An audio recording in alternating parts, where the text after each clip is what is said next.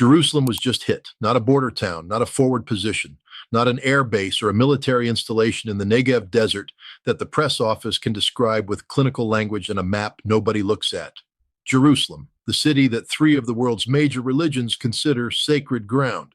The city whose political status has been the central unresolved question of Middle Eastern geopolitics for 75 years.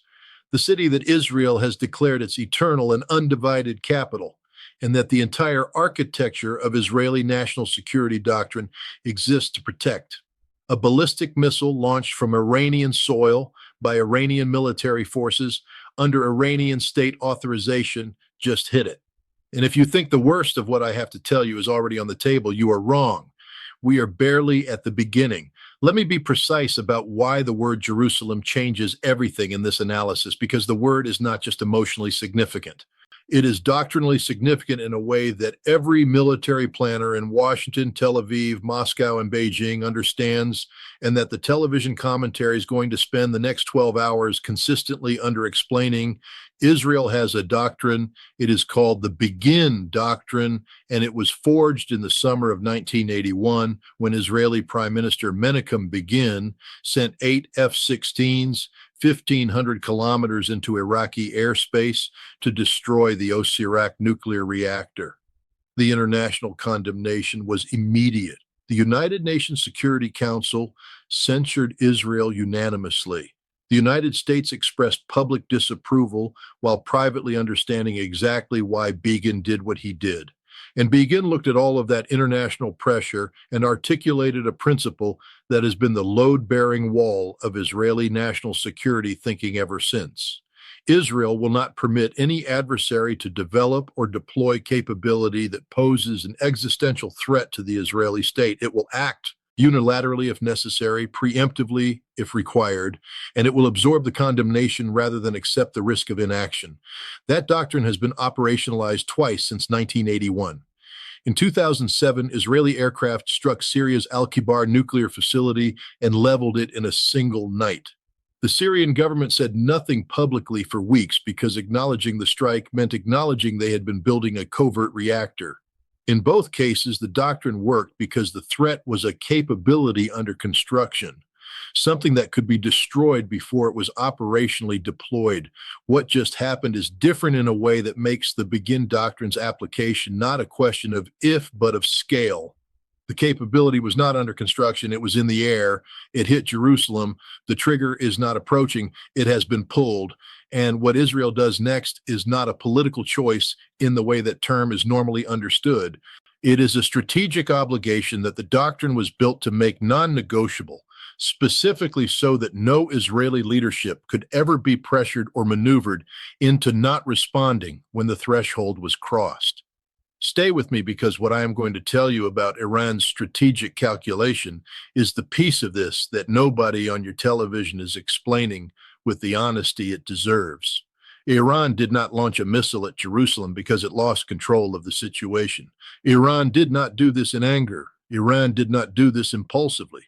Whatever the Western media narrative would have you believe about Iranian decision-making, the Iranian military and intelligence establishment is sophisticated, experienced, and operates with a strategic patience that its adversaries have consistently underestimated at their own cost. The decision to strike Jerusalem, specifically Jerusalem, from Iranian territory, specifically Iranian territory, crossed two thresholds simultaneously that the previous pattern of this conflict had been careful not to cross. The threshold of direct state-on-state military engagement between Iran and Israel, and the threshold of targeting Jerusalem specifically, which carries a symbolic weight that every government on earth knows transforms the political context of this conflict in ways that no other target could. Both of those threshold crossings were deliberate. Both of them were authorized at the highest levels of the Iranian state after what I can tell you from studying how these institutions work would have been layers of review, scenario analysis, consequence modeling, and authorization at every tier of the Iranian command structure. These decisions do not happen in a morning. They happen at the end of a strategic process that has been running for months. And the question that should be occupying every serious analyst right now is not what Iran did, but why Iran calculated that crossing both thresholds simultaneously was the correct strategic move at this specific moment. Because the answer to that question tells you more about where this conflict goes next than anything else available in the public record. The answer is found in what has been happening to Iran's strategic position. Hezbollah, Iran's most capable regional proxy and the forward edge of its deterrence architecture in the Levant, has been systematically dismantled. Senior leadership assassinated, command structures disrupted, operational capacity degraded to a fraction of what it was before this conflict began. Hamas is under relentless military pressure. Iranian-backed forces in Syria and Iraq have been repeatedly struck. The outer layers of the strategic architecture that Iran spent decades building specifically to hold its adversaries at risk without requiring direct Iranian state military engagement have been stripped away layer by layer, methodically, in what any objective analyst has to acknowledge was a deliberate and coordinated degradation campaign. Iranian leadership looked at that picture and reached a conclusion that any strategist running this scenario would have to take seriously. If the proxy network is gone, if the forward deterrence is gone, then the conflict eventually reaches Iranian territory directly. And at that point, Iran faces a binary choice. Use the strategic assets it still controls now from a position of relative strength before those assets themselves become targets. Or wait, absorb further degradation and face the same confrontation later from a position of greater weakness. Jerusalem is Iran's answer to that binary. It is not a sign of desperation. It is a sign that Iran's strategic leadership made a decision, and decisions of this magnitude made by people who understand what they are doing and what they are prepared to accept as a consequence are the most dangerous decisions in geopolitics because they cannot be walked back, cannot be reframed, and cannot be absorbed without response. Now, let me tell you what an Israeli response actually looks like, because the commentary you are going to hear will systematically misrepresent both the capability and the targeting logic. An Israeli strike in response to a direct missile attack on Jerusalem is not a proportionate retaliation in the conventional sense. Proportionate retaliation means you hit back with roughly what you received. That is not what the Begin Doctrine produces. The Begin Doctrine produces targeting of capability. The logic is this: you do not hit the specific launcher that fired the specific missile. You hit the program that produces, maintains, and operates the missile inventory. You hit the industrial infrastructure. You hit the command architecture. You hit the technical facilities and the trained personnel. You hit everything that allows the capability to function at scale. Against Iran's ballistic missile program, that target set is not 3 or 4 locations. It is distributed across Iranian territory. It requires sustained air operations over multiple days against hardened underground facilities built specifically to survive exactly the kind of attack Israel is now obligated by its own doctrine to conduct. And it requires operating in an air defense environment that Iran has been building and hardening for a decade specifically against deep Israeli strike packages. The interceptors, the radar networks, the integrated air defense architecture that Russia helped design and that Iran has been improving continuously. None of that disappears because Israel has a doctrine that requires striking it.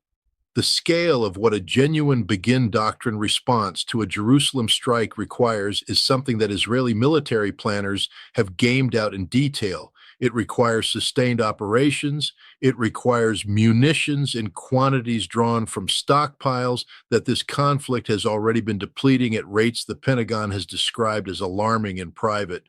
And it requires accepting that even a successful campaign against Iranian missile infrastructure will not prevent Iranian retaliation during the campaign, because the inventory Iran has already positioned is operational regardless of what happens to the production and maintenance facilities. That means Israeli population centers will be absorbing Iranian missile fire while Israeli aircraft are striking Iranian targets. And that means interceptor consumption, already described by American officials as critically low before today, will be accelerating against a target set larger and more sustained than anything this conflict has previously produced. Let me now address the American dimension because Washington is already on the phone with Jerusalem, and what Washington says in the next 6 hours will do more to determine the shape of this crisis than anything else that happens in that period. American carrier assets are positioned in the region. I want you to understand what that means in concrete terms because the phrase gets normalized into background noise in media coverage until it stops registering. A carrier strike group is not a presence operation. It is not a symbolic flag-showing exercise. It is the most concentrated conventional military power projection capability that any nation has ever deployed, positioned within strike range of Iranian territory, with logistics tails and sustainment packages that reflect genuine operational planning rather than deterrent theater strike aircraft, Aegis-equipped surface combatants, submarine assets operating beneath the surface that receive no press coverage but that are present in every major American naval deployment. The target packages for Iranian military and nuclear infrastructure have been developed, refined, and updated through multiple iterations. The plans exist. The question of whether they get executed is political.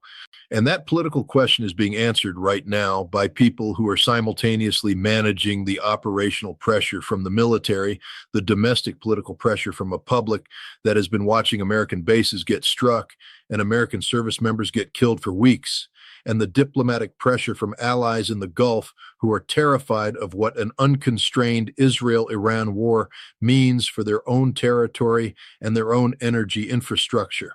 What direct American military involvement in a war with Iran actually means is something that the historical analogies Washington reaches for consistently fail to capture. Iran is not Iraq in 2003. Iran has a population approaching 90 million people. Its military has been hardened by 4 decades of sanctions and preparation for exactly this conflict. Its ballistic missile inventory has been demonstrated at operational scale. Its anti-ship missile architecture is positioned and capable of threatening the Strait of Hormuz in ways that would immediately impact 20% of the world's daily oil supply. Anyone telling American leadership that a campaign against Iran would be short, clean, and consequentially bounded is contradicting the operational record of the past several weeks with a confidence the evidence does not support. The strait is already closed. American bases have already been struck and evacuated.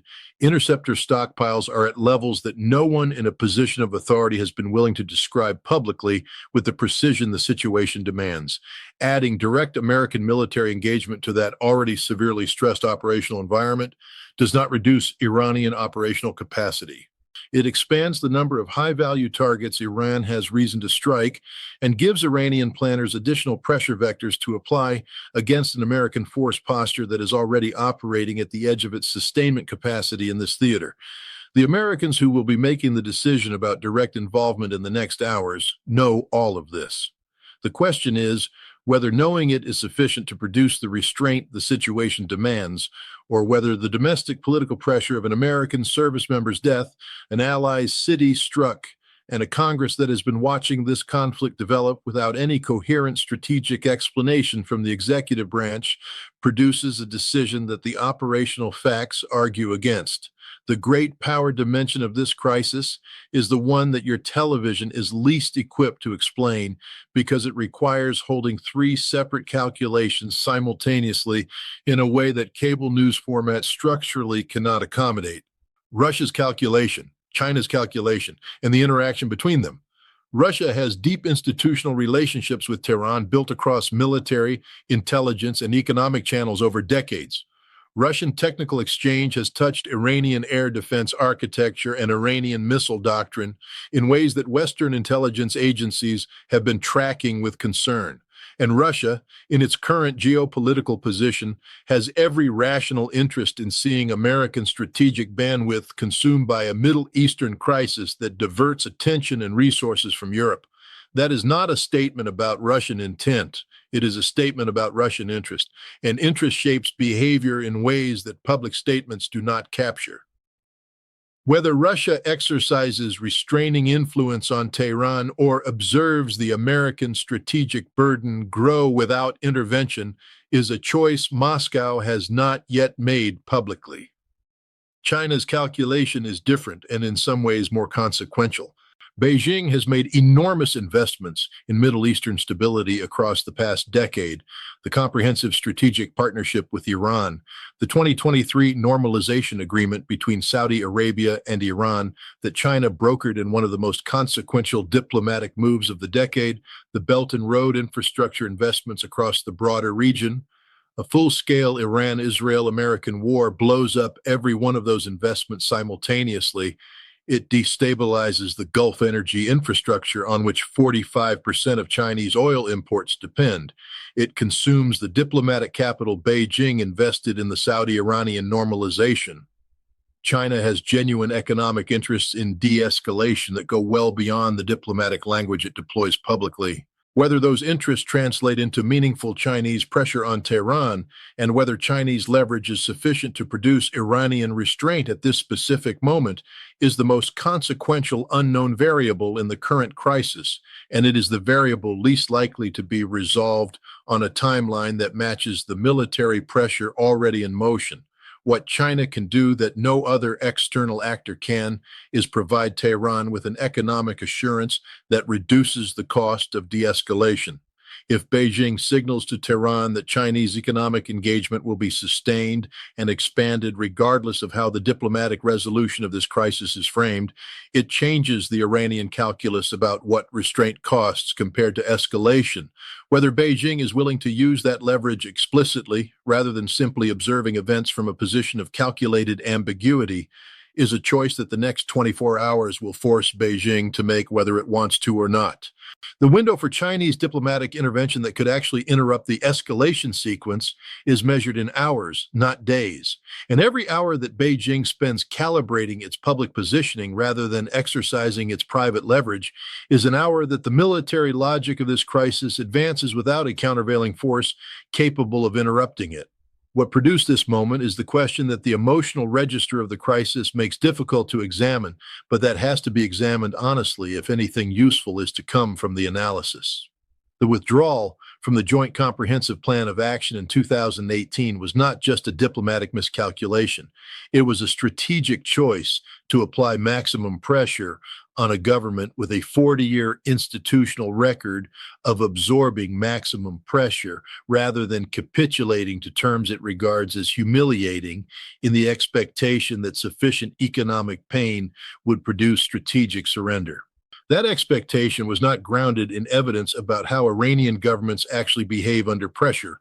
It was grounded in a preferred conclusion working backward to justify a policy. And the 7 years between the JCPOA withdrawal and the missile that just hit Jerusalem are the operational record of what the preferred conclusion produced in contact with the actual adversary. The maximum pressure policy did not produce Iranian capitulation. It produced Iranian missile development at a pace and a scale that the pressure was supposed to prevent. It produced Iranian proxy investment in Lebanon, Iraq, Syria, and Yemen at a depth that sanctions were supposed to constrain. It produced a level of Iranian technical exchange with Russia and North Korea that international isolation was supposed to interrupt. Every instrument of the maximum pressure toolkit produced the opposite of its intended strategic effect because the underlying assumption that Iran would break before it adapted was wrong, not subtly wrong, catastrophically wrong. And the catastrophe of that wrongness is now visible from Jerusalem in the form of a debris field and in the form of a doctrinal trigger that 30 years of Israeli national security architecture was designed to make automatic. The Israeli public is going to wake up tomorrow, if they have not already, to the specific combination of fear and fury that a direct strike on their most symbolically significant city produces, and that combination in Israeli domestic politics does not create space for restraint. It creates demand for response. And Israeli political leaders, whatever their private assessments of the strategic cost-benefit calculation, operate inside a democratic system whose voters have just had their most sacred city struck by a ballistic missile launched from the territory of an adversary their government has been telling them for years it is managing. The political pressure for a response that looks commensurate with the offense is not a secondary consideration in Israeli decision-making right now. It is the primary constraint within which every other consideration must operate. Jerusalem has been struck. The Begin Doctrine has been triggered. The carrier is positioned. The plans exist. The great powers are calculating. And the mechanisms that are supposed to keep military conflicts between states from escalating beyond the intentions of the people who start them are operating under simultaneous stress in every dimension at once.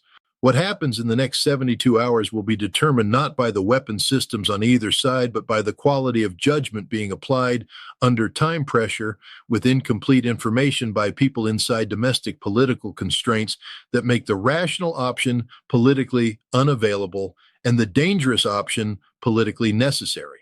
That combination has a name in the historical literature. It is called How Wars Become Larger Than Anyone Intended.